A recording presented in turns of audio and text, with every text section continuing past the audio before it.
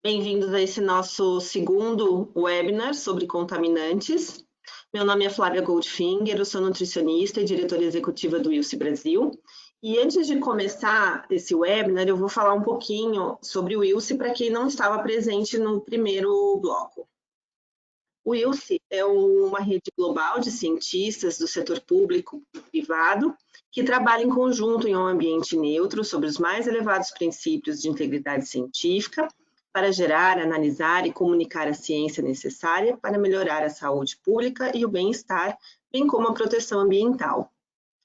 Estamos presentes em todo o mundo, a sede é em Washington, e é uma organização mundial sem fins lucrativos e de integração entre a academia, a indústria e o governo. Como nós trabalhamos? Então, nós identificamos em conjunto os desafios regionais em temas associados à ciência da vida. Nós unimos as capacidades técnico-científicas da indústria, da academia e do governo, e nós favorecemos o impacto positivo na saúde pública e no meio ambiente. Temos também um compromisso com os Objetivos de Desenvolvimento Sustentáveis da ONU, onde todas as atividades que nós realizamos devem estar de acordo com um ou mais desses objetivos. Hoje, o webinar, então, é o segundo bloco de contaminantes. A doutora Beatriz hoje será a coordenadora e teremos a participação da doutora Adriana Ariceto e da doutora Marisa Pádua. Em relação à declaração de isenção de responsabilidade, as opiniões expressas nas conferências são do apresentador, especialista, cientista e não refletem as do Wilce. Todos os palestrantes tiveram total liberdade para preparar sua conferência. As informações gerais para o evento. Então, vocês podem usar o chat para anotar suas perguntas. Vocês vão ver na aba, na sua direita, tem perguntas. Vocês clicam em perguntas, chat, perguntas, e aí vocês escrevem a pergunta de vocês, que elas serão respondidas ao final do evento. Se der algum problema com a transmissão do webinar, não se desconecte, porque outra pessoa dará suporte na plataforma. Então, a doutora Maria Beatriz, ela é engenheira de alimentos pela Universidade Federal de Viçosa, mestre em tecnologia de alimentos pela Unicamp, tem PhD em Food Science and Human Nutrition pela Michigan State University, pós-doutorado na Oregon State University e na University of Illinois, em aspectos adversos dos alimentos. É professora titular, livre-docente aposentada da Universidade Federal de Minas Gerais e professora visitante na Universidade Federal Rural de Pernambuco, Recife. Atualmente, é coordenadora adjunta da área de alimentos na CAPES, membro do comitê assessor da FAPEMIG e do Joint Expert Committee in Food Additives. Por favor, nos sigam nas nossas mídias sociais, no LinkedIn e no Facebook, e também acessem nosso site, onde vocês podem se cadastrar para receber as informações sobre o Wilce e também baixar as nossas publicações lá presentes. Este webinar será gravado e será disponibilizado no nosso link do YouTube, nosso canal do YouTube.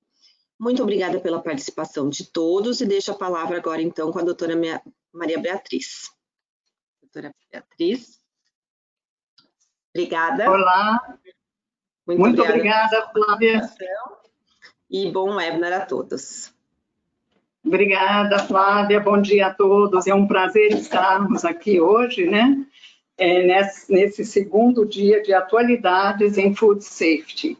Essa atividade ela foi desenvolvida pela Força Tarefa Food Safety, que é coordenada pelas professoras doutora Maria Cecília Toledo e também pela doutora Adriana Ariceto.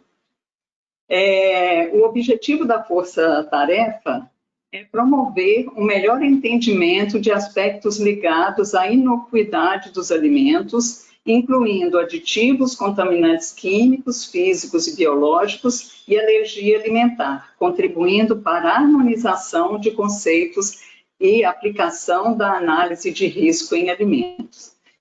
E também promover a troca de experiências e de conhecimento entre os setores, do governo, universidade e indústria. Hoje, nós temos a nossa segundo bloco de atividades e é com prazer que eu convido a doutora Adriana Ariceto, para ministrar a sua palestra. A doutora Adriana, ela é engenheira de alimentos e doutora em ciência de alimentos pela FEA Unicamp, tem pós-doutorado no Instituto de Tecnologia de Alimentos e tal.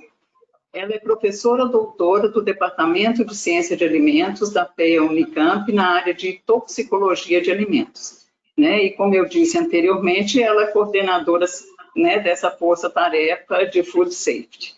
Doutora Adriana, a palavra é sua, muito obrigada por estar aqui. Boa palestra. Obrigada, Beatriz, pela apresentação.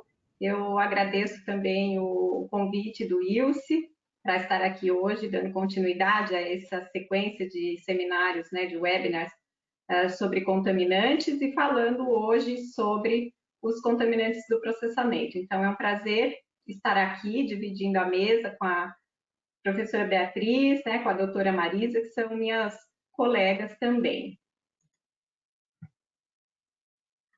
Tá tudo bem? Tá aparecendo? Acho que foi, né? Sim. Tá. Então, vamos lá, né? Vamos começar a falar um pouquinho sobre os contaminantes em alimentos processados. Aqui a declaração, né, de que eu não tenho conflitos de interesses relacionados com esta apresentação.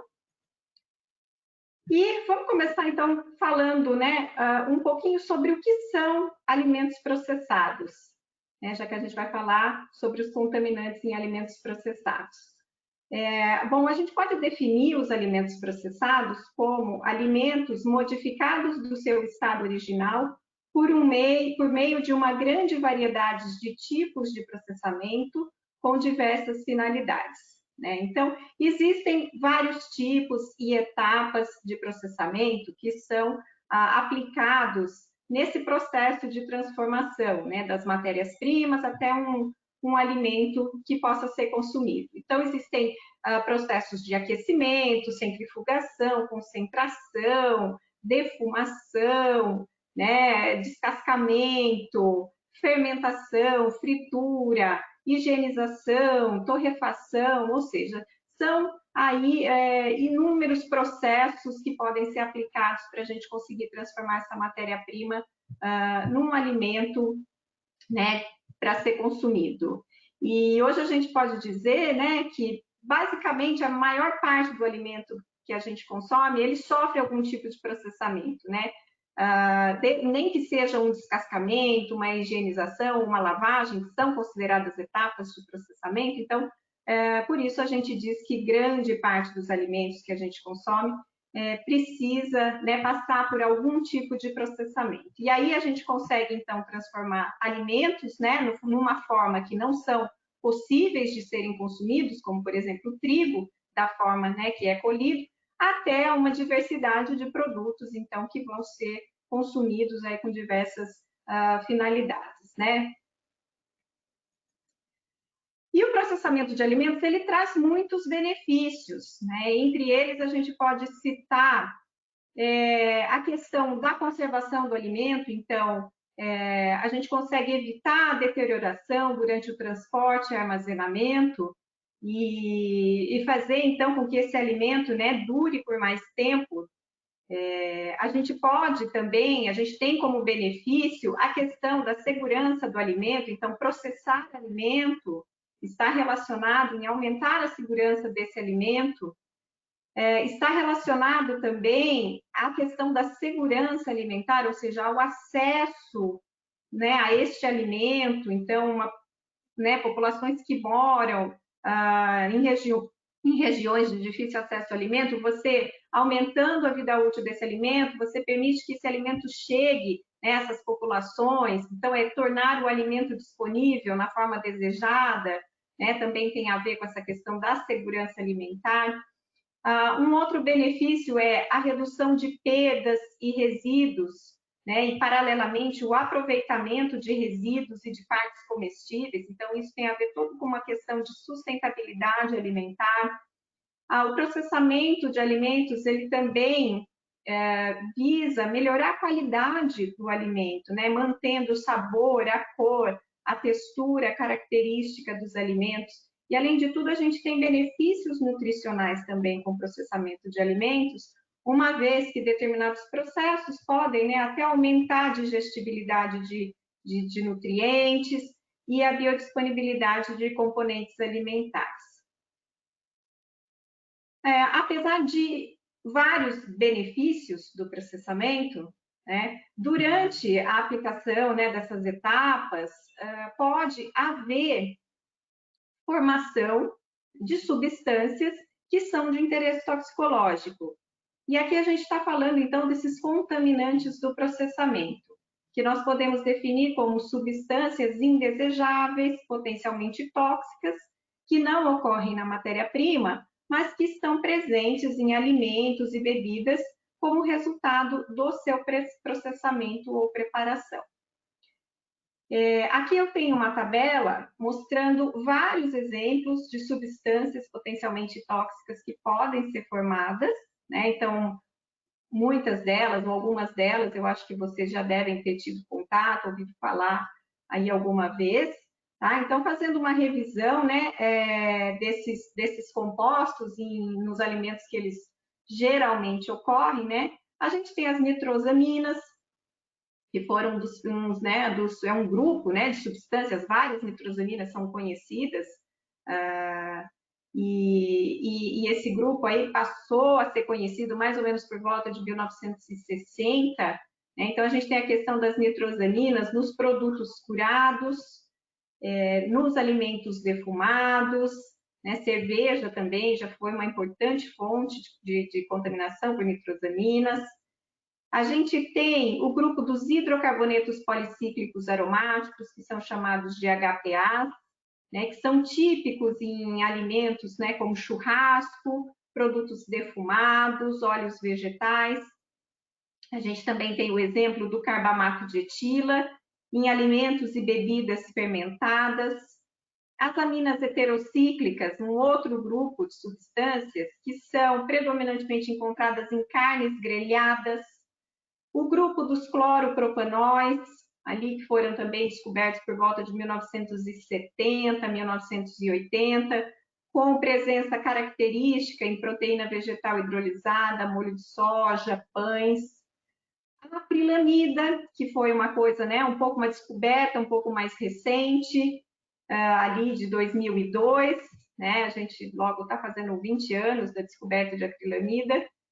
E a acrilamida ficou muito conhecida por causa da sua presença em batata frita, pão, biscoito, café. A gente também tem o furano como exemplo de contaminante do processamento, predominantemente de ocorrência em café, produtos de panificação e, mais recentemente, né, o conhecimento desse contaminante em produtos enlatados.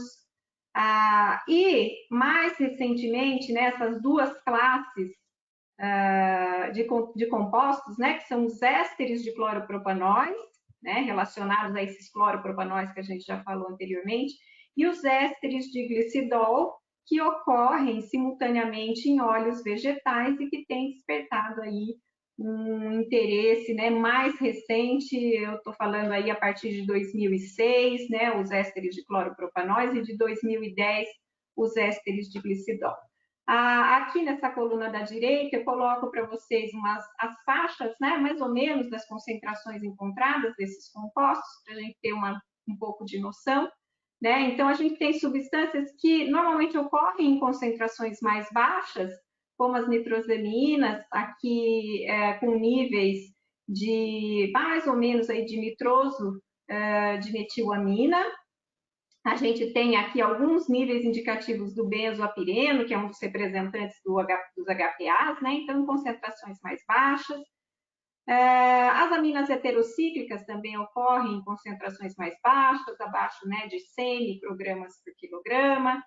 Já o carbamato de etila em níveis que variam bastante, então a gente tem alimentos fermentados normalmente com níveis mais baixos e as bebidas, principalmente os fermentos destilados, com níveis mais altos. E aí a gente tem contaminantes que já vão ocorrer em concentrações muito maiores, como os cloropropanóis, onde já se verificou a presença, né, de até 30 mil microgramas, né, ou 30 miligramas por quilograma. Então, aqui a gente já começa a falar de concentrações em níveis de miligrama por quilograma.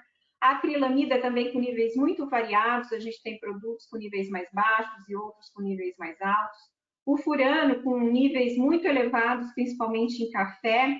E esses ésteres, né, tanto de cloropropanóis quanto de glicidol, aparecendo aí com níveis bastante elevados, né? Então, a gente vê que os níveis variam muito, eles dependem, né, da matriz, do tipo de alimento, da presença dos precursores dessas substâncias, né? Porque a matéria-prima ela não tem o contaminante, mas ela tem o precursor para a formação desses contaminantes, e depende, sobretudo, do tipo de processo aplicado.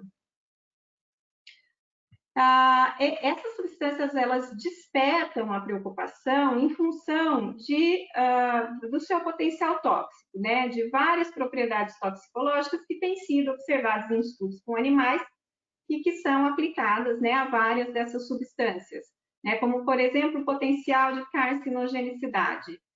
Se a gente olha a classificação da IARC, que é a Agência Internacional de Pesquisa sobre o Câncer, a maioria dessas substâncias estão classificadas no grupo 1, 2A e 2B, que são os carcinógenos ao homem, provavelmente carcinogênicos ao homem, possivelmente carcinogênicos ao homem. Então, já são substâncias que despertam bastante preocupação em termos de toxicidade. Algumas delas, né, além de tudo, são mutagênicas, ou seja, podem induzir um dano ao DNA, né, e uma mutação genética posteriormente. Algumas delas, como, por exemplo, alguns cloropropanóis, né, podem apresentar efeitos nefrotóxicos, ou seja, serem tóxicos aos rins. O furano, por exemplo, ele é muito conhecido em função da sua hepatotoxicidade, toxicidade, né, para o fígado, assim como pela sua citotoxicidade, sendo tóxico para as células. Algumas substâncias também, como, por exemplo, a acrilamida, né, e os cloropropanóis, apresentam toxicidade na reprodução e no desenvolvimento. E algumas substâncias também, como a própria acrilamida, pode apresentar efeitos neurotóxicos. Então, elas despertam, né, muita preocupação. Muitas delas, como elas têm esse potencial mutagênico, elas não têm um nível que é considerado seguro de ingestão. Então, é preciso entender muito bem como essas substâncias são formadas, para que a gente possa desenvolver estratégias de mitigação e para que esses níveis, né, que são formados sejam os mais baixos possíveis, para minimizar, assim, a exposição humana. Então, falando um pouquinho dessa parte de formação, né, existem algumas características em relação à formação desses contaminantes, que são as seguintes.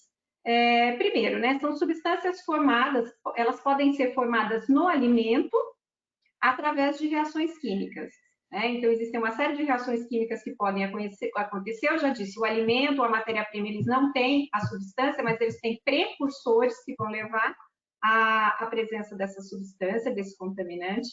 Além disso, a substância, ela pode ser formada no processo, ou seja, ela não é formada no alimento, mas ela é formada no processo, né? Vamos imaginar, por exemplo, um processo de defumação. Então, a queima, né, da madeira gera algum tipo de contaminante, e se a fumaça ali resultante do processo entra em contato com o alimento, ela passa a contaminar o alimento. Os precursores, como eu já disse, para a formação desses contaminantes, eles podem ser adicionados, ou seja, pode ser, em alguns casos, um aditivo. Eles podem ser formados, então, às vezes, a matéria-prima ela também não tem o precursor, mas ele é formado em alguma etapa do processo. Ou, né, como são os casos mais comuns, os precursores são naturalmente presentes no alimento, né? E isso dificulta muito a gente encontrar estratégias de mitigação, porque você praticamente não tem como retirar o precursor do processo. Em função, né, de todas essas características, a formação dessas substâncias ela pode muitas vezes ser minimizada, mas dificilmente é evitada. Então, nós vimos que esses compostos estão presentes em vários alimentos que são consumidos diariamente por toda a população e que acabam tendo algum nível de contaminação, por mais que boas práticas sejam aplicadas aos processos. E uma última característica é que essa formação dos contaminantes, ela ocorre tanto nos alimentos industrializados quanto preparados em casa. Então, se a gente, por exemplo, for preparar uma batata frita em casa, né, a acrilamida vai estar formando em casa. Então, não é um problema exclusivo da indústria, né?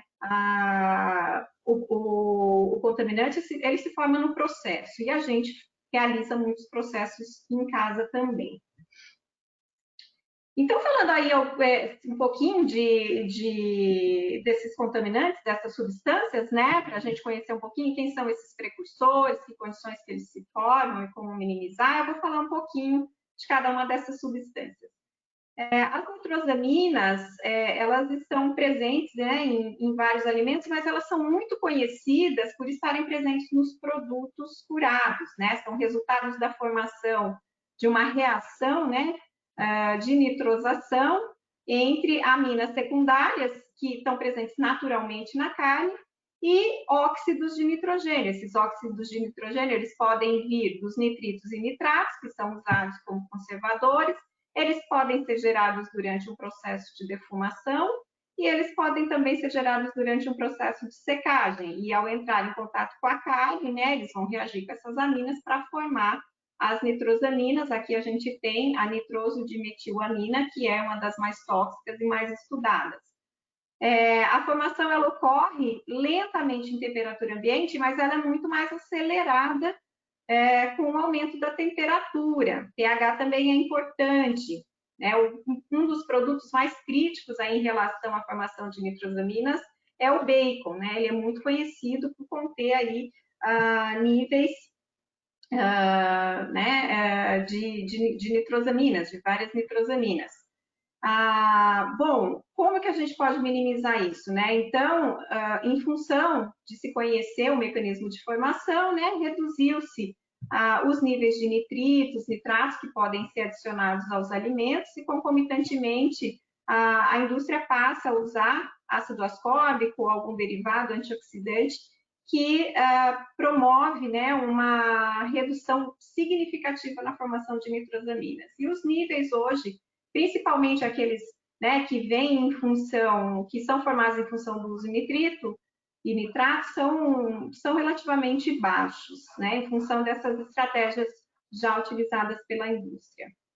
Os HPAs, né, eles compreendem uma classe muito grande de contaminantes, tem pelo menos umas 100 moléculas já identificadas, eles são majoritariamente contaminantes ambientais, né, e eles são formados a partir de matéria orgânica, em temperaturas que são já bem mais altas, em temperaturas que vão provocar pirólise dessa matéria orgânica, isso vai acontecer entre 400 e 1000 graus, e esses compostos formados na pirólise, eles vão se reorganizar através de um processo de pirossíntese, né, formando então os HPAs. Aqui a gente tem o exemplo do benzoapireno, que é o mais conhecido, o mais estudado, né, e eles são formados por diversos anéis benzênicos, né, através desse processo de pirólise e pirossíntese. Então, os HPAs são característicos de processos como o churrasco, a defumação, a secagem de grãos, né, e isso resulta na presença nos óleos vegetais. Nesse caso, é importante controlar o tempo e a temperatura do processo, a distância entre o alimento e a fonte de calor. Então, quanto mais perto o alimento tiver dessa fonte de calor, maior é a possibilidade de contaminação. O tipo de secagem, defumação, então a gente tem processos que são feitos de maneira direta, outros indireta, então a gente sabe que aqueles que são defumados e secos na forma direta, eles tendem a ter uma maior concentração, e o tipo de madeira e material a ser queimado também é importante, porque pode favorecer a formação aí de uma maior quantidade de HPAs. O carbamato de etila, eu falei para vocês que ele é típico de produtos fermentados, né? Por quê? Porque um dos precursores é justamente o etanol. E o etanol, ele vai ser formado na fermentação. Então, aqui a gente tem um exemplo de um precursor que não está presente na matéria-prima, mas que vai ser formado durante o processo. O outro precursor é o cianato. O cianato ele pode ser originário de glicosídeos cianogênicos, de citrulina, de ureia, e essas duas substâncias, esses dois precursores se combinando, levam à formação do carbamato de etila. Glicosídeos cianogênicos, então, que são importantes precursores do cianato, eles estão presentes em várias matérias-primas, como as frutas com caroço, o caroço de frutas como pêssego, cereja, na cevada, na mandioca, e todas essas matérias-primas são utilizadas para a produção dessas bebidas fermento-destiladas que eu falei para vocês e que tem as maiores concentrações de carbamato de etila. Aqui no Brasil é é um assunto de interesse, né? Porque a gente tem a formação na cachaça, então é um assunto de interesse aqui para os produtores nacionais, né? Então a formação ela tem a ver com a concentração de etanol. Então quanto maior, o processo de destilação ele vai aumentando a concentração de etanol, então mais carbamato de etila pode ser formado, né? E temperatura, íons metálicos, incidência de luz, são todos fatores que vão também interferir nos níveis formados. As aminas heterocíclicas, que são características das carnes grelhadas, são formadas a partir de aminoácidos e de açúcares, que são dois componentes naturais, da carne. Então, como é que você vai tirar um aminoácido e um açúcar? Os precursores estão lá e em determinadas condições de temperatura, pelo menos acima de 150 graus, a gente observa a formação desses compostos. Então, quanto maior o tratamento térmico, então, quanto mais bem passada for a carne, quanto mais escura, quanto mais grelhada, maior vai ser a formação desses compostos. Nesse caso, é importante, então, controlar o tempo, a temperatura, o método de cozimento, e estudos têm mostrado que a adição de compostos antioxidantes pode minimizar a formação dessas aminas. Em relação aos cloropropanóis, a gente tem um dos principais, aí, o 3-MCPD, e a gente sabe que os precursores, é preciso haver uma molécula que forneça a estrutura do glicerol, e isso vem de um lipídio, de um fosfolipídio, e a gente também precisa de cloro, que, por exemplo, vem de ácido clorídrico, cloreto de sódio, e temperaturas acima de 100 graus, pelo menos para a formação desses cloropropanóis. A proteína vegetal hidrolisada, que foi o composto, o alimento, o produto inicialmente envolvido com esses contaminantes, ele tem um processo de hidrólise de proteínas que acontece em altas temperaturas, de 70 a 135 graus, e geralmente na presença de HCl. Então, é isso que promove a formação de altas concentrações. Mas se a gente controlar as condições do processo, de tempo e temperatura, realizar uma hidrólise enzimática ao invés de uma hidrólise química, ou mesmo utilizar um outro ácido que não o HCl, as concentrações de cloropropanóis podem ser minimizadas significativamente.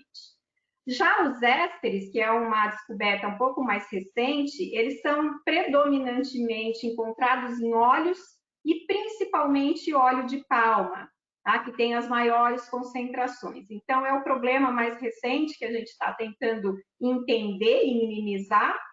O óleo de palma, as concentrações desses ésteres, elas são muito maiores do que a concentração dos cloropropanóis livres, e o óleo de palma está presente em diversos alimentos, desde fórmulas infantis, na maioria dos alimentos fritos, biscoitos, sorvetes, então desperta aí bastante preocupação.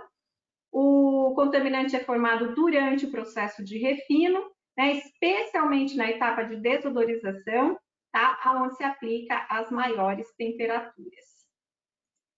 Em relação à acrilamida, que acho que deve ser uma das mais conhecidas, a gente tem como precursores os açúcares redutores e um aminoácido asparagina, que também são naturais das matérias-primas, não tem como a gente retirar, A formação ela vai ocorrer através da reação de Maillard em temperaturas acima de 120 graus.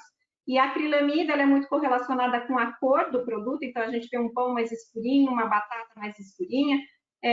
Então, provavelmente, esses alimentos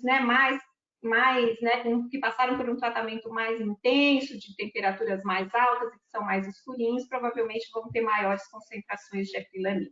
Muitos fatores interferem, como a concentração dos açúcares redutores, temperatura de armazenamento da batata, por exemplo, né? Se a gente coloca essa batata em água antes de fritar ou não, tudo isso é importante, né? Nos produtos de panificação, a gente tem a concentração de asparagina como um fator importante, a formulação, né? Evitar usar um bicarbonato de amônio, por exemplo, que aumenta bastante, né, a formação de acrilamida, controlar o tempo de fermentação e utilizar enzimas asparaginase que têm tido resultados muito bons para minimizar a formação de acrilamida em produtos de panificação. O furano é uma substância formada a partir de vários componentes naturais dos alimentos, como açúcares, aminoácidos, ácidos ascórbicos, ácidos graxos poliinsaturados, através de degradação térmica. Então, eles não se combinam entre si, mas eles se degradam individualmente, né, para formar. É um produto, como eu disse, onde as maiores concentrações ocorrem no café, e essas concentrações elas variam em função da espécie, do grau de torra, mesmo até pelo tipo de embalagem que o café é armazenado. Então, aqui, quanto mais intensa é a torra do café, maior é a quantidade de furano formada. Tá? Quando a gente olha para as concentrações na bebida, os valores são bem menores, né? Enquanto aqui a gente tem 5, 6 mil microgramas por quilograma, nas bebidas a gente tem concentrações bem menores e que variam também em função do tipo de bebida, né? Ou a gente verificou, por exemplo, que o expresso tem as maiores concentrações, né? Ao passo que o café solúvel tem as menores concentrações. E os ésteres de glicidol, então, para fechar todos os exemplos, que é um dos grupos mais recentes aí, descobertos, né? Eles têm como precursores os diacilgliceróis, que são os DAGs e que, né, estão presentes, são a presença inevitável, principalmente, né, nas matérias-primas que serão utilizadas, né, para a elaboração dos óleos. Eles são formados por rearranjo intramolecular em temperaturas bem altas, acima de 230 graus, e algumas estratégias já têm sido utilizadas pela indústria para minimizar essa formação, como reduzir o tempo entre a colheita e o processamento, a colheita do fruto e o processamento do óleo, né, para minimizar o aumento desses diacilgliceróis, otimizar o tempo e a temperatura de desodorização, e utilizar processos como uma clarificação e uma desodorização pós-refino. Então, seria você clarificar novamente e desodorizar após o refino para retirada desses ésteres de glicidol que já foram formados. Com relação a aspectos regulatórios no Brasil, para a gente já se encaminhar para o final, a gente tem uma RDC da Anvisa, que estabelece, né, níveis para benzopireno em óleo de bagaço, né, de oliva, com limite de tolerância de 2 microgramas por quilograma, e uma instrução normativa do mapa referente à presença de carbamato de etílico em cachaça, que não deve ser superior a 210 microgramas por litro. Então, pessoal, o que a gente conclui é que diversos compostos com potencial tóxico podem ser formados durante o processamento de alimentos, principalmente durante o tratamento térmico. A exposição crônica ela é preocupante em função, né, do potencial tóxico dessas substâncias. Os verdadeiros riscos que representam a saúde humana ainda são desconhecidos. Importante, então, a gente sempre focar nas estratégias de mitigação, né, que devem ser desenvolvidas e aplicadas para reduzir a exposição humana, e sempre considerar, né, os riscos, benefícios do processamento de alimentos, como, por exemplo, né, o uso do nitrito, ele pode levar à formação de pequenas concentrações de nitrosaminas, mas, ao mesmo tempo, ele é muito importante como um conservador para evitar, né, o crescimento aí, de bactérias que vão produzir a toxina botulínica, né. O tratamento térmico, a gente viu também que se a gente minimizar, né, as condições, a intensidade do tratamento térmico, a gente pode minimizar a formação dos contaminantes, mas é preciso também considerar as questões de segurança microbiológica e as questões sensoriais também envolvidas nesse ponto. Então, eu agradeço pela atenção, deixo o meu contato e fico à disposição para os questionamentos no final do webinar.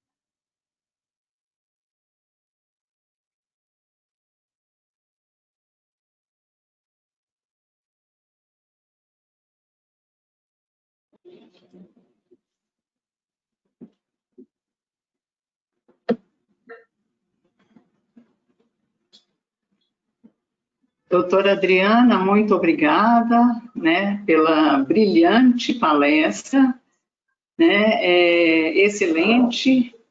Eu não sei se as pessoas ficaram assustadas, mas por enquanto não apareceu nenhuma pergunta, é isso, gente? Por favor, mandem as perguntas, né? Muito relevante essa questão de contaminantes em alimentos, né? Muito obrigada por sua apresentação e, por favor, aguarde que no final nós vamos responder as perguntas, né? Agora nós convidamos a doutora Marisa Padula, né? Ela é engenheira de alimentos, com mestrado e doutorado. Só um minutinho aqui, ok. Engenheira de alimentos com mestrado e doutorado em ciência de alimentos pela Unicamp, né? Faculdade de Engenharia de Alimentos.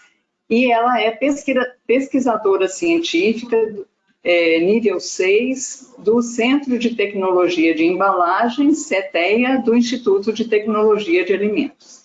Né? Ela é membro do grupo de embalagens e equipamentos em contato com alimentos da Anvisa e atua na elaboração das legislações de materiais e equipamentos para contato com alimentos do Brasil e do Mercosul.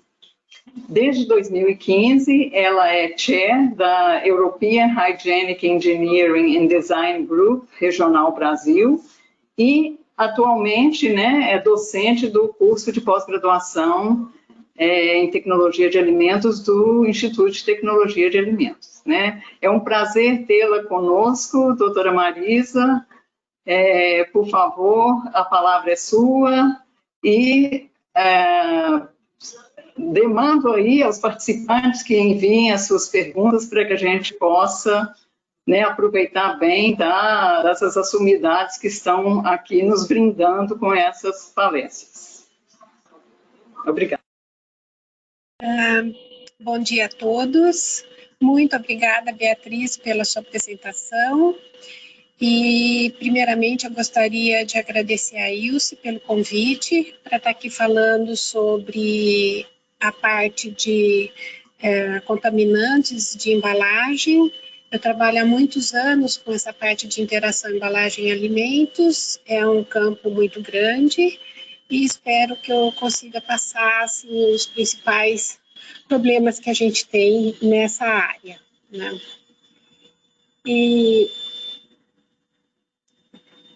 Bom, então, o título da palestra é Contaminantes em Embalagem, né? O que significa isso em termos do alimento?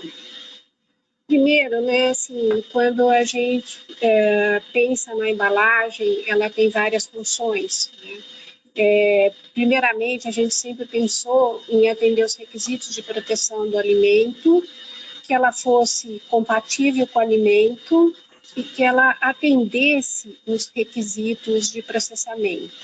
Então, isso era a principal coisa as principais características que a gente queria numa embalagem para contato com alimentos. E só que, com o tempo, outras coisas foram acrescentadas à embalagem. Atender os requisitos da cadeia de distribuição, então ela tem que resistir a todo o percurso que ela faz, desde o processamento até a venda e até a casa do consumidor. Muito forte hoje, ninguém hoje especifica uma embalagem sem pensar em atender os requisitos ambientais. Nós temos acompanhado aí legislações proibindo o uso de materiais plásticos de uso único, a questão da economia circular. Então, existe uma preocupação muito grande nesse descarte dessa embalagem, como que nós vamos reutilizar outra vez. E a parte mercadológica, ela tem que ter um custo que seja compatível com o produto e com o mercado, e muito forte também, você tem que atender aos requisitos legais. Não é qualquer material ou qualquer embalagem que pode entrar em contato direto com o alimento. Então, como que a gente escolhe essa embalagem? Quando nós falamos de embalagem, nós estamos falando de um mundo enorme. Nós estamos falando das embalagens de vidro, nós estamos falando das embalagens metálicas, as embalagens metálicas que você tem a folha de Flandres, que você tem o alumínio, a folha cromada, elas têm revestimento interno, elas têm o vedante na tampa, que são principalmente materiais elastoméricos. Então, você tem a embalagem de papel, a embalagem de cartão, você tem essa embalagem de cartão que você tem os produtos que são vendidos congelados, que você pode colocar ela diretamente no forno.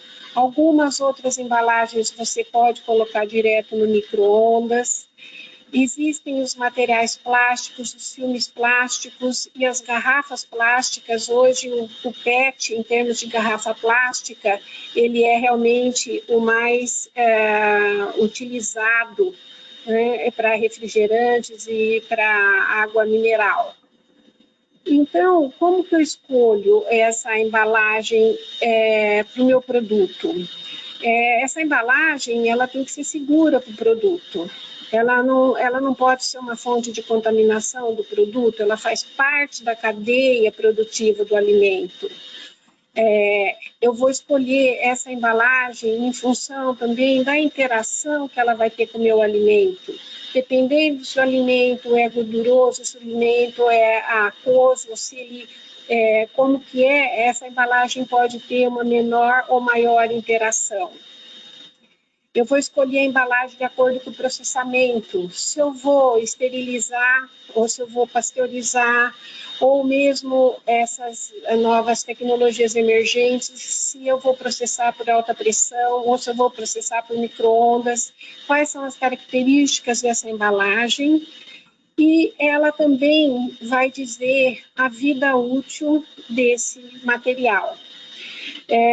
Desse produto na prateleira, se eu tenho que deixar refrigerado, congelado ou na temperatura ambiente. Então, todos esses aspectos a gente tem que considerar na hora que nós escolhemos um material de embalagem para o produto. E, inclusive, a parte de consumo, né? Como eu falei, às vezes essa embalagem ela já pode ser colocada para aquecimento no forno de micro-ondas ou mesmo o aquecimento em um forno convencional. Mas o que a gente tem? É que nenhum material em contato com alimentos é completamente inerte. Não existe um material que é completamente inerte. Então, há uma necessidade de você garantir a segurança desse material quando ele entra em contato com o alimento.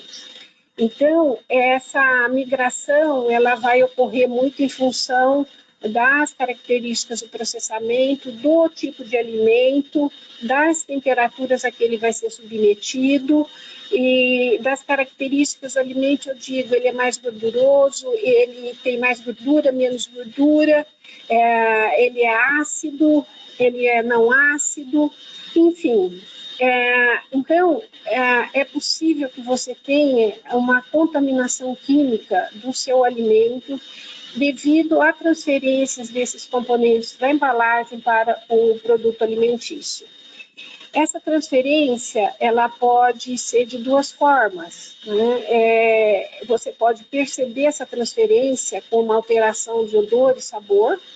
Isso é uma coisa que você pode perceber, por exemplo, quando você sente, às vezes, o cheiro de solvente, quando você abre um pacote de biscoito, ou quando você abre um pacotinho de um snack. Isso já foi muito comum, hoje tem diminuído bem essa questão. Ou quando você vai tomar água e sente o gosto, né, na verdade, da água de coco. Na verdade, eu tenho uma migração do acetaldeído da garrafa para a água.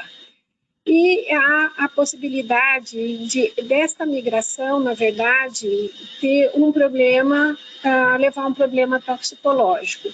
Então, como que nós resolvemos essa questão? Aí que entra realmente a legislação, né? Então, existe legislação de embalagem para todos os tipos de materiais de embalagem, ou todos, eu estou exagerando, mas para quase todos nós já temos uma legislação. Então, o que ela fala? Que a embalagem não pode ser ela um problema de contaminação do alimento, seja por alteração sensorial ou seja pela migração de algum componente tóxico. Ela não pode representar um risco para a saúde humana. Então, o que ela estabelece? Ela estabelece que na formulação das embalagens nós só podemos utilizar as substâncias descritas em listas positivas e que, além disso, ele tem que cumprir com os limites que se estabelecem em relação à migração total e à migração específica. E todos esses materiais que eles devem ter uma pureza compatível com sua aplicação, que é uma embalagem para contato com alimentos. E a nossa legislação específica, ela é uma legislação harmonizada pela Mercosul, todas as resoluções que estão publicadas hoje para materiais para contato com alimentos, são resoluções harmonizadas pelo Mercosul, que o Brasil internalizou com uma legislação específica para cada tipo de material de embalagem. Então, eu tenho uma legislação específica para materiais plásticos, que chama as listas positivas de plásticos. Eu tenho uma legislação que me fala como eu faço os ensaios de migração. Eu tenho uma legislação de materiais celulósicos, de embalagens metálicas e mesmo de embalagens de vidro. Então, eu tenho uma legislação a ser seguida. Aí, o que eu tenho aqui, principalmente, né? Eu acho que vale a pena falar do que é essa lista positiva. Essa lista positiva é uma relação de substâncias que são aprovadas para uso na formulação de materiais para contato com alimentos dentro daquela aplicação prevista e daquele uso proposto, né? E aí é possível que você tenha restrições específicas para alguns componentes. Agora, como que um material, como que uma substância entra dentro dessa lista positiva? Elas também são avaliadas do ponto de vista toxicológico. Só que, além do ponto de vista toxicológico, quando eu estabeleço esses limites para a lista positiva, eu levo em conta também como é a migração dessas substâncias da embalagem para o produto alimentício. Então, são duas coisas que eu tenho que considerar quando essa substância entra para a lista positiva. Eu tenho o estudo toxicológico dessas substâncias, mas eu tenho também que saber quanto que migra dessa substância da embalagem para o alimento. Essa parte ela é bastante complicada porque ela depende muito do tipo de alimento, do tipo de material. Por exemplo, quando nós falamos de materiais plásticos, nós falamos das poliolefinas, nós falamos do PET, nós falamos da poliamida, nós falamos do PVC. Então, é um universo realmente muito grande. Por exemplo, a lista positiva para materiais plásticos, ela está dividida em lista positiva de monômeros e polímeros, uma lista positiva de aditivos que você pode utilizar na formulação desses materiais. E aí, nesse caso específico, se eu juntar as duas listas, tem mais de 1000 substâncias. Então, a segurança hoje de um material para contato com alimentos é principalmente você respeitar essa lista positiva. Então, a parte mais importante, então, é o seguinte: não está na lista positiva, você não pode usar. Não pode usar, não, mas eu ponho só um pouquinho, vai migrar só um pouquinho. Não, você não pode usar. Está na lista? Você pode. Não está na lista, não pode usar. Por isso mesmo que ela chama lista positiva. Aí entra, né, o outro aspecto, que é a questão da migração, que eu já citei aqui, né, a parte de como que é essa migração, como que eu vou medir essa migração. A legislação, ela também fala como você vai medir essa migração. Normalmente, você usa simulantes de alimentos que vão simular pelo tipo de alimento.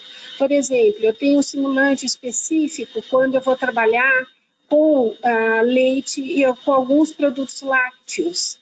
Então, o simulante é 50% etanol, e uma solução de 50% de etanol. Eu tenho, às vezes, produtos ácidos, como quando eu tenho molho de tomate. Nesse caso, o simulante tem que ser ácido também. Então, é uma solução de 3% de ácido acético que você usa para medir quanto que sai da embalagem para o produto alimentício. Nós podemos fazer essa análise realmente no alimento, se for o caso específico, nós podemos também fazer no alimento. Mas em termos de aprovação desse material, você usa o simulante, porque esse simulante é para ser mais drástica a migração para o simulante do que para o produto alimentício. Então, se eu aprovo no simulante, eu quase com certeza eu aprovo para o alimento.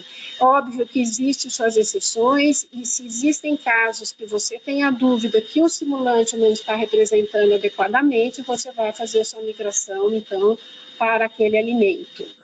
Então, eu tenho produtos como a água, que o simulante é água destilada, produtos que têm um teor alcoólico, como cerveja, também tem um simulante específico. Produtos como óleo, né? Produtos com gordura é o que é mais difícil, né? Porque o simulante que se usa é o óleo de oliva ou alguns simulantes substitutivos, como a gente fala, que é o 95% etanol ou o isoctano. Mas, muitas vezes, eles também são mais agressivos do que o óleo. Então, enfim, você tem que definir como você vai fazer essa migração. E essa migração, ela está muito voltada, então, para a escolha do simulante, dependendo do tipo de alimento, para as condições que ele vai usar no processamento ou mesmo no consumo dele. E se ele vai ficar em contato 2 horas, ou se ele vai ficar em contato 6 meses, se ele vai ficar estocado à temperatura ambiente, ou se eu vou usar ele refrigerado, ou se no final ainda eu vou usar o forno micro-ondas ou forno convencional. Então, essa migração, ela depende, nós vamos, em alguns casos, ter uma embalagem aprovada para um determinado tipo de alimentos. Ela foi aprovada para produto aquoso, mas não foi aprovada para produto gorduroso, porque essa migração depende dessa interação com o alimento. E o que migra? Né, o que sai de uma embalagem? Né? Quando eu falo de uma embalagem plástica ou de um revestimento polimérico, eu estou falando da migração de monômeros, ou mesmo de materiais elastoméricos, eu estou falando de monômeros, eu estou falando de solventes, eu estou falando de aditivos, que são substâncias de baixo peso molecular, que tem uma mobilidade dentro do material de embalagem e com a interação com o alimento, eles têm a chance de sair da embalagem para fazer parte do alimento. Então, esses que a gente conhece, né, que são aqueles que estão na lista positivas, aqueles que eu adicionei intencionalmente, a gente chama de IAS, e é praticamente hoje isso que a gente controla no material de embalagem. Só que tem um outro lado que está ganhando cada vez mais força e que nós vamos ter que nos prepararmos para fazer a avaliação, que são das substâncias não intencionalmente adicionadas, que são as MIAs. Né? Porque elas podem ser... porque eu tenho a lista positiva, eu sei o que eu coloquei, eu vou controlar se ele está atendendo aos limites que estão estabelecidos. Só que eu posso ter nesses materiais impurezas, produtos de reação, produtos de degradação do que foi adicionado, posso ter contaminantes do processo de fabricação, além de que numa embalagem, por exemplo, eu ainda posso ter, eu tenho a tinta de impressão, eu tenho revestimento internos, se é uma embalagem laminada eu tenho adesivos, dependendo da barreira da sua embalagem primária, eu posso ter problemas, às vezes, na embalagem secundária, mas, assim, esse problema de embalagem secundária vem muito mais por questão de cheiro, né? Então, dentro dos estudos que se faz hoje na parte de que está ganhando, que fora do Brasil estão fazendo bastante, nós estamos tentando fazer isso também aqui no CTE, que é a análise de NIAS. E aí, análise de NIAS, eu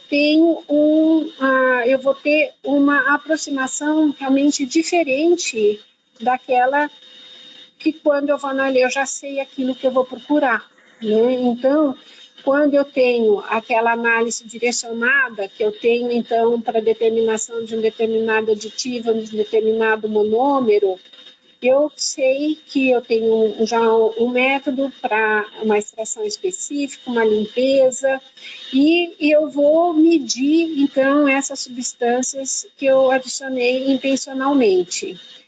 Quando eu estou falando daquelas que eu não adicionei, mas que elas podem ser formadas, então eu tenho aquelas que são previsíveis. Como são previsíveis? Eu conheço o monômero, eu sei os aditivos que eu coloquei, pode ser que ele carregue algum aditivo que eu já conheço. Então, pode ser que eu já conheço, existem alguns aditivos que a gente usa, que a gente já sabe que ele forma um produto de degradação. Então, o produto de degradação não está na lista, mas eu sei que às vezes eu tenho que controlar esse produto de degradação. Então, tem os NIAS previsíveis e tem aqueles que são completamente desconhecidos. Então, esse trabalho de NIAS implica no uso de técnicas analíticas bastante sensíveis, né? Você tem que trabalhar com LC, QTOF, MS, você tem que trabalhar com GC, MS, MS, muitas vezes para fazer essa identificação.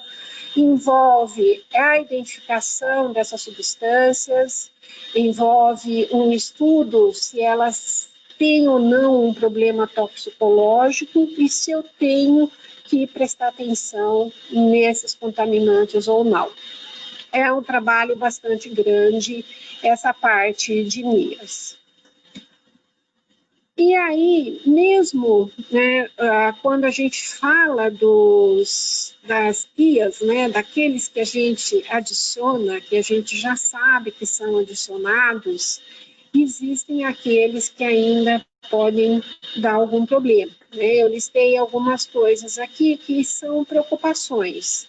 São as aminas aromáticas primárias, a parte de formação de formaldeído, de melamina, a parte de bisfenol A, que faz anos que tem essa discussão enorme em relação ao bisfenol A questão dos fitalatos, a presença de óleos minerais, sejam eles saturados, sejam eles aromáticos. Então, existem algumas substâncias que têm chamado a atenção e que há vários estudos sendo feitos a respeito disso. E, então, limites estão sendo bastante reduzidos em função desses novos estudos. Por exemplo, aminas aromáticas eu posso encontrar nesses utensílios de cozinha, esses pratinhos com melamina, formaldeído, óleos minerais, eles podem estar presentes em embalagens de papel, embalagens de cartão. A parte do bisfenol A pode ter no revestimento da embalagem metálica, ou mesmo agora não existe mais, né? Quem era antigamente, meus filhos usaram as mamadeiras de policarbonato. Hoje as crianças usam mamadeira de polipropileno. Por quê? Porque o bisfenol A era um dos monômeros que era utilizado na formação do policarbonato. Então, hoje é proibido o uso. Então, vamos falar um pouquinho, né, do bisfenol. O bisfenol tem sido assim, estudado tanto por vários organismos internacionais, pela FDA, pela EFSA. A EFSA já todo ano publica um posicionamento a respeito do bisfenol A. No momento, eles terminaram alguns estudos a respeito das metodologias para determinação de bisfenol A e eles vão rever todos os estudos que foram feitos a respeito do problema do bisfenol A como disruptor endócrino. De qualquer forma, eu quero dizer o seguinte, o bisfenol A ele não está proibido para ser utilizado em materiais para contato com alimentos. E é muito importante dizer o seguinte, não são todos os plásticos que têm bisfenol A. Então, eu escuto muito a mídia dizer o seguinte, plástico tem bisfenol A. Não é assim, né? Aonde que o bisfenol A está presente no material de embalagem? Ele está presente na produção de resinas epóxi aplicadas como envernizamento interno de latas de alimentos. Agora, existe assim uma procura muito grande por outros tipos de vernizes, porque esse verniz epóxi, principalmente epóxi fenólico, que é usado como revestimento interno de latas, ele tem propriedades excelentes, né? Então, há uma procura pela substituição desses vernizes. Ele era o principal reagente na preparação de policarbonato, como madeiras, copos, garrafões de água. Eu devo dizer para vocês que quando saiu o assunto do bisfenol A, hoje é muito difícil você encontrar qualquer coisa que seja de policarbonato. Seja mamadeira, porque é proibido, mas existem ainda alguns garrafões de água mineral, principalmente no Nordeste, que são com policarbonato. Mas existiam alguns utensílios de cozinha, tudo. Houve uma tendência muito grande de substituição desses materiais. O limite em vigor hoje no Mercosul é esse limite de 0,6 miligramas por quilo, e existe a proibição do uso do bisfenol A em mamadeiras destinadas à alimentação de lactentes. Mas está em vigor, foi publicada agora no dia 17 de agosto, a consulta pública 987, que está diminuindo esse limite para 0,05 miligramas por quilo. Esse limite, ele está passando a ser igual ao da União Europeia, e, por exemplo, o CETEA faz essa determinação, é um ensaio acreditado pelo Inmetro. Eu consigo fazer e atingir esse limite tanto usando a cromatografia líquida, detecção por fluorescência, ou mesmo eu posso usar um LC-MS para fazer essa determinação. E eu também gostaria de colocar, eu não pus realmente os dados, mas quando a gente faz a migração de bisfenol A, a gente não encontra a migração de bisfenol A. Sim, a gente pode fazer, a gente não encontra. Então, ou se encontra, é muito abaixo do limite, inclusive de 0,05. Tá? Então, existe aí, o bisfenol A não vem só da embalagem, eu não sei, vocês sabem que em papéis termosensíveis também existe o bisfenol A. Tá? Aqui nós temos outro assunto que se fala bastante, que são os fitalatos.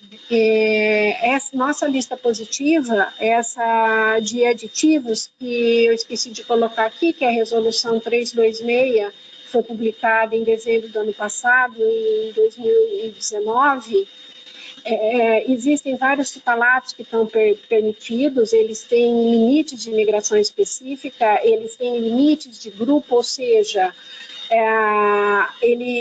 o que eu faço, eu atingo um limite aqui, o total deles, sempre eu tenho que levar em conta não só se eu uso se eu uso o DHP e uso o DBP, existe um limite para a soma deles também dentro do material de embalagem. Agora, hoje ele é muito usado como plastificante, ele pode ser utilizado como plastificante, principalmente em PVC, esse filminho que a gente usa em casa, esse filminho que quando você compra o fatiado na padaria ou no supermercado, aquele filminho que envolve a bandejinha, a maioria das vezes ele é o PVC esticável, né? E ele tem, agora, houve também uma procura muito grande de substituição desses plastificantes à base de fitalatos por outros tipos de plastificantes. Mas é um problema a análise do plastificante, né? Onde que eles são encontrados? Eles são encontrados em quase tudo, né? Então, plásticos de uso médico, essas bolsas, os tubos intravenosos, muitos deles são à base de PVC e eles têm também o fitalato, em revestimentos de piso, parede, em brinquedos, na embalagem para alimento, ele pode ser usado também na tinta de impressão.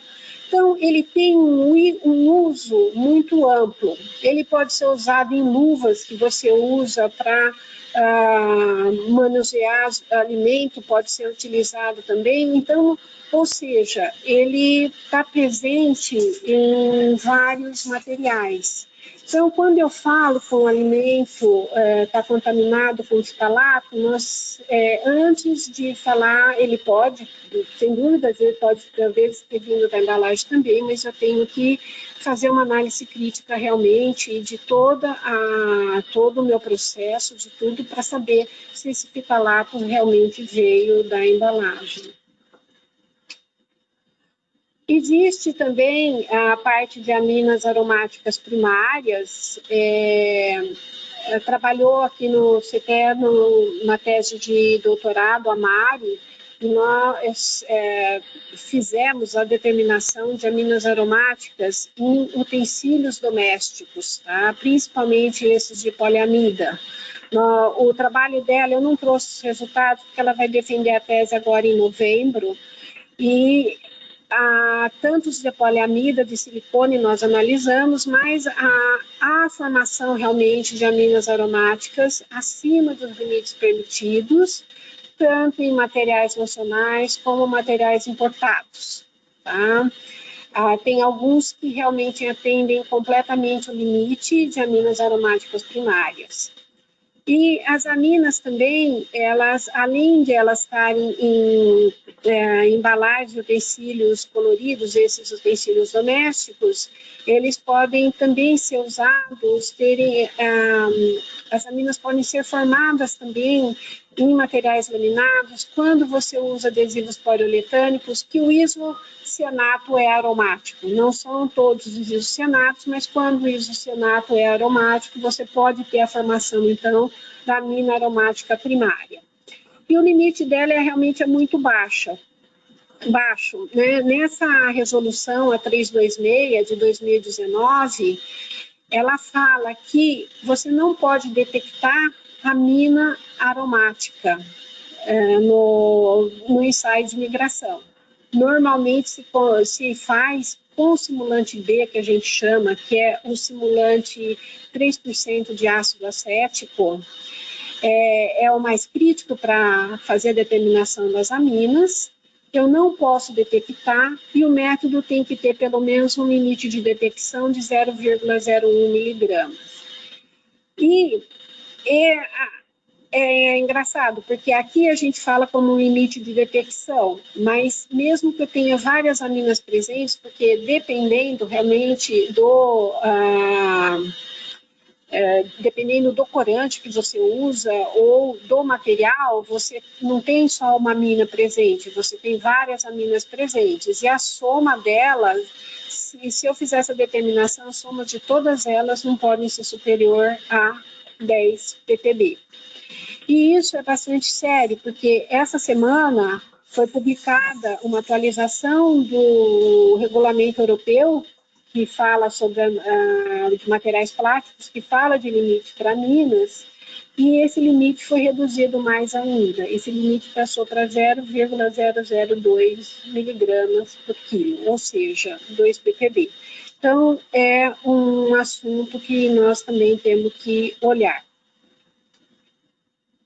E, finalizando, né, não falei sobre outras coisas, também meu tempo já esgotou.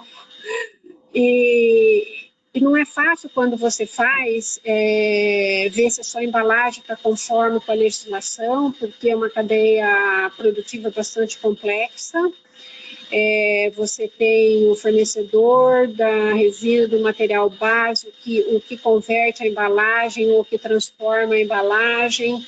E existe aí, tem que ter uma interação muito grande entre essa cadeia, porque essa embalagem final, ela só vai estar conforme se eu tiver informação de tudo do meu processo. Só assim eu consigo dizer que a minha embalagem está conforme com a legislação e pode ser usada para contato com alimentos.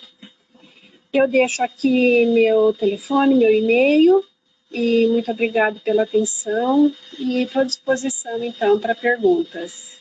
Marisa Padula, pela brilhante apresentação, muito interessante e muito complexo, né? Eu acho que a gente ficaria aqui um dia, né, falando.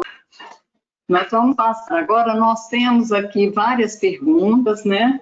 Nós temos também várias mensagens congratulando, né, as palestrantes pelas brilhantes palestras. E vamos passar aqui algumas perguntas, né? Então, vamos começar com a doutora Adriana. A primeira pergunta é: como se daria a interação entre o bicarbonato de amônio para a formação de acrilamida?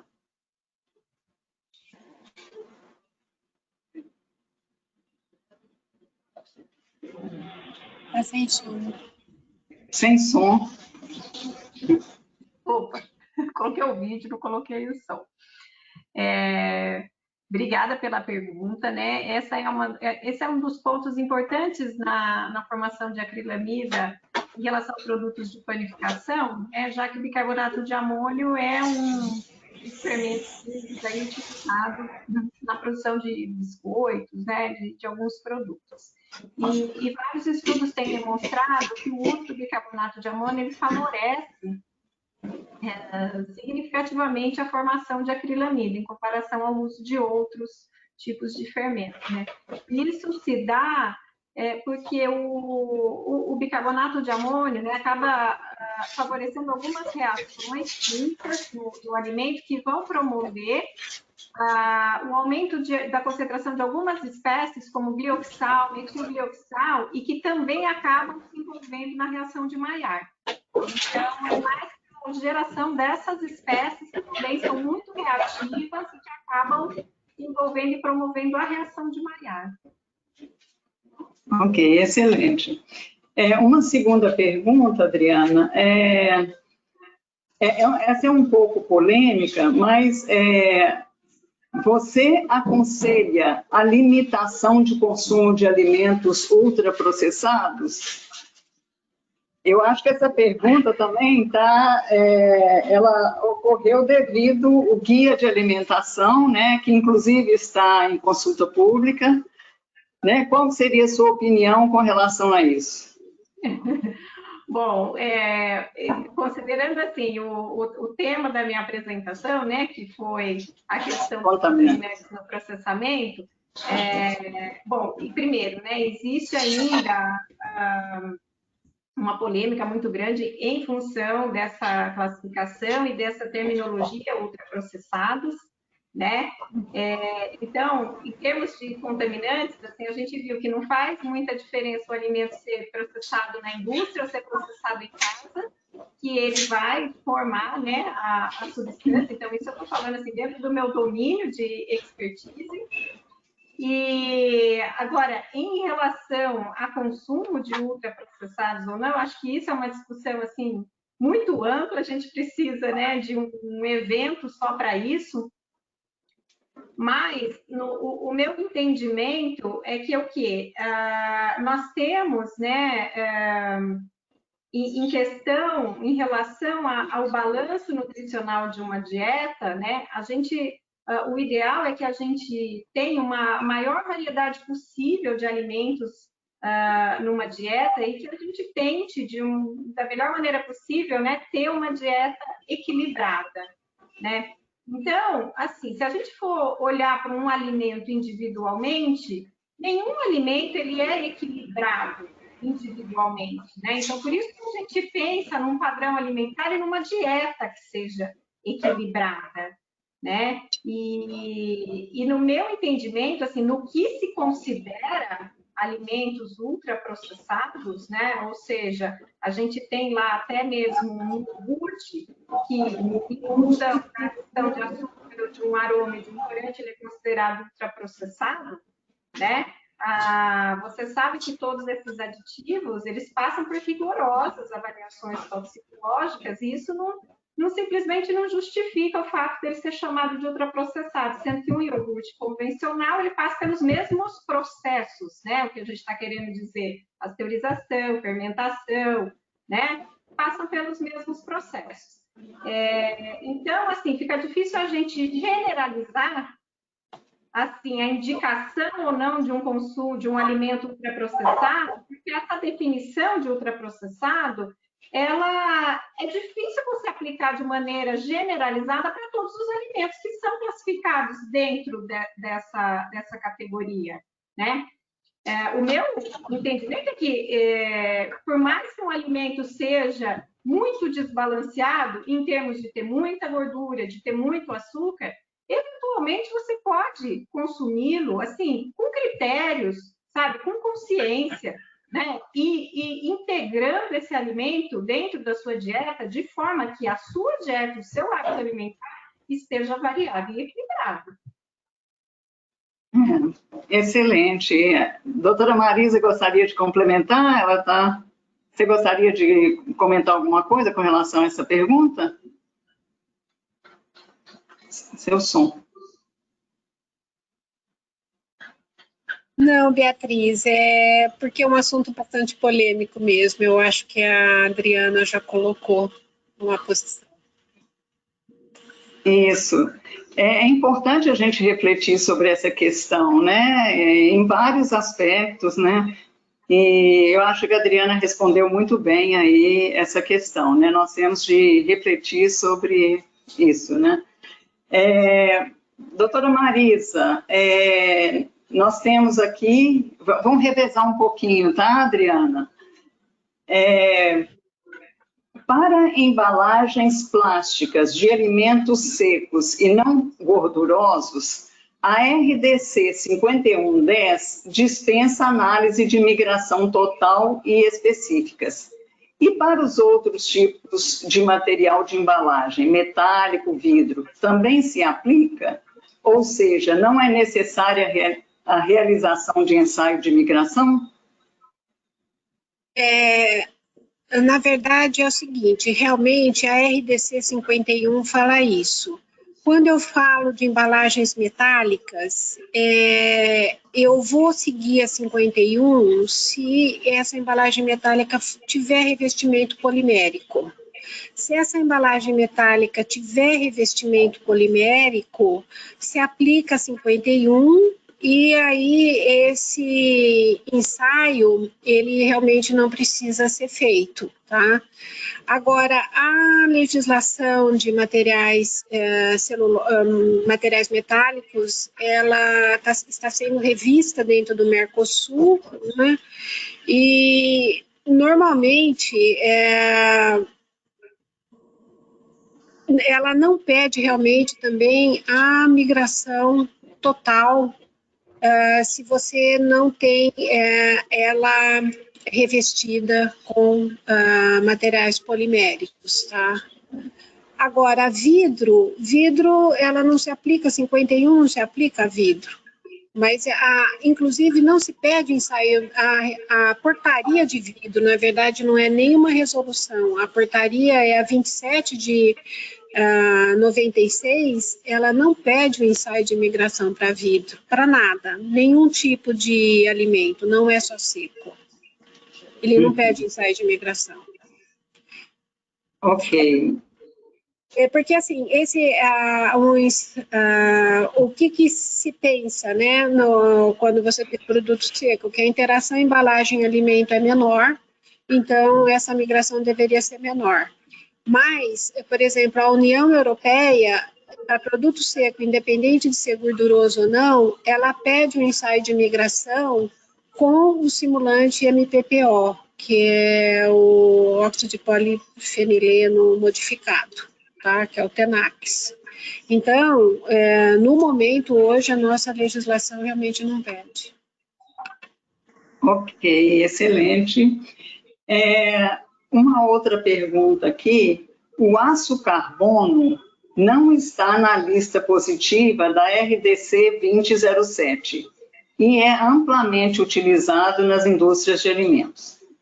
A recomendação para essas indústrias é a substituição e em casos que economicamente ou tecnologicamente não seja viável. Se você seguir a 20, realmente para equipamentos para contato com alimentos, você não pode usar realmente o aço carbono, se usa o aço inox. Mas isso não é uma recomendação só dessa 20. Se você vê as recomendações, por exemplo, os manuais, eu faço parte desse grupo europeu que trabalha com projeto sanitário, e a recomendação deles é o aço inox para materiais para contato com alimentos, para equipamentos. Primeiro, por questão de rugosidade, por facilidade de limpeza, por você ter menor probabilidade de você ter furos ou ter pontos que você possa acumular micro-organismo, que possa ter a formação de biofilme. Então, faz parte realmente usar o aço inox. Agora, como eu falei, a legislação, ela está sendo revista. Então, se você acha que no seu processo você tem a possibilidade de usar aço carbono, você tem que submeter e solicitar que isso seja incluído na lista positiva de materiais metálicos, ou aço carbono. Mas assim, por exemplo, essa legislação, ela fala para tudo, ela serve para equipamento, ela serve para embalagem, ela serve para panela, ela serve para tudo. E embalagem é o seguinte, você não usa aço carbono sem revestimento em embalagem, tá? Você não usa o aço carbono sem revestimento. Então, se você acha que tem essa possibilidade, você tem que fazer uma demanda para a Anvisa, mas essa demanda tem que ser consistente. Você tem que ter dados que ajude a inclusão desse aço inox na lista, desse aço carbono na lista positiva. Muito obrigada, muito esclarecedor. Marisa, é permitido o uso de materiais reciclados para embalagens de alimentos? Quais seriam os controles necessários para garantir a segurança? Então, realmente o PET reciclado para contato com alimentos é permitido desde 2008 no Brasil. Ele tem uma série de requisitos, você tem que seguir a resolução 20 de 2008, que é uma resolução GMC também. O que acontece? Esses processos de reciclado, eles são aprovados, porque assim, você tem que aprovar o processo para obtenção de uma resina reciclada. Esse processo, ele Normalmente tem o que a gente chama de carta de não objeção da FDA, é quando você faz um challenge teste e você comprova a eficiência de limpeza do seu processo. E depois existe que tipo de matéria-prima você usa, como que é o seu processo, como você vai fazer o controle final, você tem que ter tudo isso no seu processo, para você aprovar essa resina para contato com alimentos outra vez. E depois, a sua embalagem, ela tem que ser registrada para você poder usar no seu alimento. Por exemplo, já existem vários refrigerantes que têm um teor de PET reciclado na embalagem, e se você for ver no site da Anvisa, já tem vários que estão aprovados para uso, porque tem uma resina que veio de um processo aprovado e os ensaios que foram feitos aprovaram essa embalagem para o uso para refrigerante. Agora, é para PET, tá? PET reciclado. Agora, eu vou falar para você também, há uma procura muito grande hoje da questão da reciclagem, principalmente voltado para a economia circular.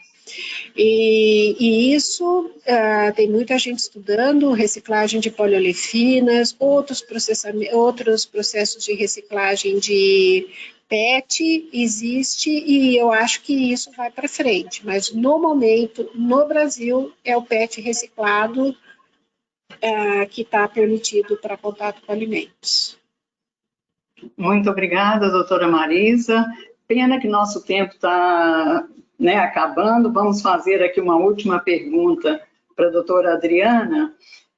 Que tipo de análise crítica você sugere para um consumidor leigo na hora de escolher alimentos processados no mercado, no que se refere exclusivamente a menores níveis de contaminantes? Tá, pergunta bem ampla também, bem complexa, porque o que a gente mostrou aqui e o que a gente vê em relação aos contaminantes do processamento é que eles são, assim, específicos para cada tipo de produto, né? Então, por exemplo, né, a gente fez, vou dar um exemplo aqui, né, molho de soja, a gente estudou muito a questão do molho de soja e da presença dos cloropropanóis. Então, a gente viu que o molho de soja ele pode ter ingredientes, né, adicionados, a própria proteína vegetal hidrolisada, como um ingrediente desse molho de soja, que é preparado de uma forma mais rápida, né? Aqueles molhos de soja de fermentação natural, que levam um longo tempo para ser produzido e que não usam molho de soja, a gente viu nas análises, por exemplo, que não tem cloropropanóis, né? E aqueles que têm como ingrediente proteína vegetal hidrolisada já tem um determinado nível de contaminação. Então, isso é um caso específico para o molho de soja. Para outro alimento, eu posso ter uma outra situação. É difícil responder essa pergunta, porque cada caso é um caso em função do tipo de substância que a gente está pensando, né? Né? Então, importante, por exemplo, se você vê um produto carne que usou nitrito, importante ver se usou ascorbato junto, porque o ascorbato vai minimizar muito a formação de nitrosamina. Então, assim, cada caso vai ser um caso. Não tem, você não consegue ver na rotulagem que vai ter alguma substância, algum contaminante ou não, né? Mas foram ótimos os dois exemplos, né, que você mencionou, e é muito complexo, né? Eu acho que a questão de alimentos é muito complexo, e as pessoas devem buscar informação, né? Devem buscar informação nos locais adequados, né? Para esclarecimento, né? Tem bom, gente, confiáveis, né, de informação. Isso, né? A gente menciona muito isso na academia, né? Que Google é muito bom, a informação está disponível, né? De forma muito rápida, mas a gente tem de ver, né? A credibilidade dessa informação, né? Sim. Bom, infelizmente, Infelizmente, nosso tempo, né, se esgotou. Tem várias perguntas interessantes aqui, polêmicas, que gerariam discussão assim por um tempo longo, mas vamos ver se a Flávia, né, o Wilson pode responder essas questões, disponibilizar no site, né, ou algo nesse sentido. Vou passar a palavra à Flávia, agradecendo mais uma vez aos palestrantes, né, e ao Wilson por essa oportunidade, né, de um debate tão rico, né, e tão importante. Muito obrigada a todos. Obrigada, Flávia. Passo a palavra para você. Obrigada, doutora Beatriz, muito obrigada a todos por participarem do webinar. Acredito que as perguntas que ficaram faltando, se a doutora Marisa e a doutora Adriana concordarem em responder, podemos encaminhar por e-mail e aí disponibilizamos no nosso site para as pessoas verem as perguntas e as respostas. Sim. Tá ótimo, então. Muito obrigada a todos pela presença. Obrigada, doutora Adriana, doutora Marisa, doutora Beatriz. Foi um excelente webinar, muita informação, né, para a gente, informação de ótima qualidade. Agradeço a todos que estão assistindo e um ótimo final de semana a todos. Tchau, tchau. Até mais. Tchau. Tchau. Obrigada. Obrigada.